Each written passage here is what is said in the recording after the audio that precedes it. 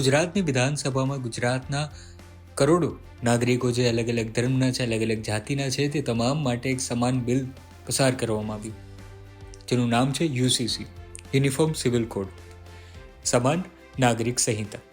આ બિલ પસાર કરવામાં આવ્યું છે. હવે તે કાયદો બનશે, પણ એ કાયદો બને તે પહેલાં તેના અઢળક ફાયદા જોઈએ.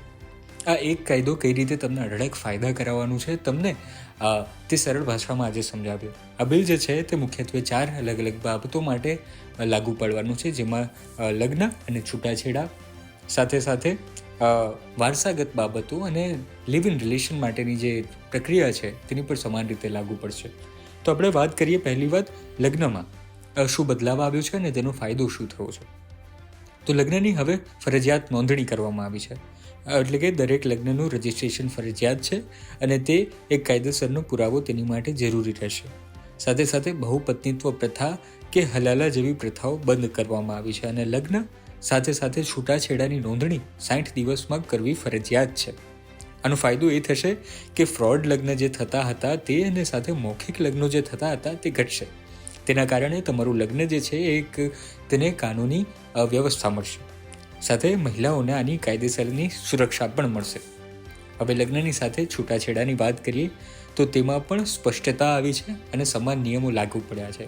અલગ અલગ ધર્મમાં છૂટાછેડાઓ માટે અલગ અલગ ધાર્મિક પ્રક્રિયાઓ દ્વારા છૂટાછેડા લેવામાં આવતા હતા, પણ હવે આ કાયદો લાગુ થવાની સાથે લગ્ન અને છૂટાછેડા બંનેમાં એક સમાન અને સ્પષ્ટ નિયમો આવશે. છૂટાછેડાની વાત કરીએ તો પરસ્પર સંમતિથી છૂટાછેડા થશે. સાથે ભરણ પોષણનો જે કાયદો છે તે સ્પષ્ટ થશે. કોર્ટ દ્વારા સમાન પ્રક્રિયા કરવામાં આવશે અને છૂટાછેડા પછી આર્થિક સુરક્ષા જે છે તે બદલાવાની છે.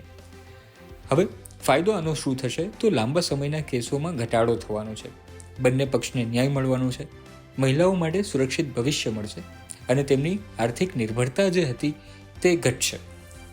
હવે વારસામાં સમાનતાની વાત કરીએ તો વારસામાં જે સમાનતા આવી છે તે અલગ અલગ ધર્મમાં અલગ અલગ રીતે હતી, પણ હવે જે બદલાયું છે વારસાની સમાનતામાં તે જોઈએ તો દીકરો દીકરી બંનેને સમાન હક આપવામાં આવશે.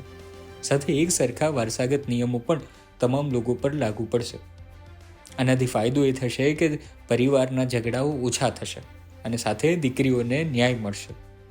હવે લિવ ઇન રિલેશનને માન્યતા મળવાની છે. આનાથી શું બદલાશે તો લિવ ઇન રિલેશનનું રજિસ્ટ્રેશન જે છે તે કમ્પલસરી કરવામાં આવ્યું છે. આનાથી બંને પાર્ટનર છે તેના હક સુરક્ષિત થશે. આનો ફાયદો એ છે કે યુવાઓને આ લિવ ઇન બાબતે કાનૂની સુરક્ષા મળશે અને રિલેશનની કાનૂની જવાબદારી પણ વધશે. હવે આ તમામ બાબતોને હજી સરળતાથી સમજીએ તો કે લગ્નમાં પહેલાં અલગ અલગ નિયમો હતા, પણ હવે યુસીસી પછી ફરજિયાત નોંધણી કરવામાં આવી છે. છૂટાછેડાના કાયદા જે હતા તે પહેલાં જટિલ હતા, પણ હવે સરળ અને સ્પષ્ટ કરવામાં આવ્યા છે.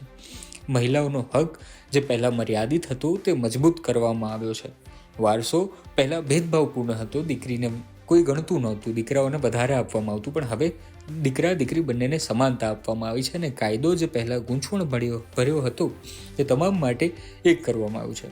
અને તમામ બાબતોમાં સૌથી મહત્ત્વની બાબત એ છે કે આદિવાસીઓની સંસ્કૃતિ અને પરંપરાઓનું પૂરું ધ્યાન રાખવામાં આવ્યું છે. વિકાસની સાથે આપણો વારસો પણ જળવાઈ રહે તેની આ કાયદામાં નોંધ લેવાઈ છે. ગુજરાતના અનુસૂચિત જનજાતિના ભાઈઓ બહેનોને આ કાયદામાંથી મુક્ત રાખવામાં આવે છે. તેમની સદીઓ જૂની પરંપરા અને રીતિ રિવાજોને આ રીતે સુરક્ષિત કરવામાં આવે છે. હવે ટૂંકમાં વાત કરીએ તો કાનૂની પ્રક્રિયા સરળ થઈ છે. એક જ કાયદો અને તેમાં પણ સ્પષ્ટ નિયમો. તેનો ફાયદો એ થયો છે કે કેસનો ઝડપી નિકાલ આવશે અને સમયની સાથે પૈસાની બચત થશે. અને આની સાથે બીજો ફાયદો જે છે તે સમાજમાં સમાનતા આવશે. બધા ધર્મ, બધી જાતિ, બધી જ્ઞાતિઓ માટે એક સરખો અને એક સમાન કાયદો રહેશે. આનાથી ધર્મ આધારિત ભેદભાવ જે કાનૂની પ્રક્રિયામાં થતો તેમાં ઘટાડો થશે. આનાથી ફાયદો એ થશે કે નાગરિક તરીકે સમાન ઓળખ મળશે અને સમાજમાં એકતા વધશે.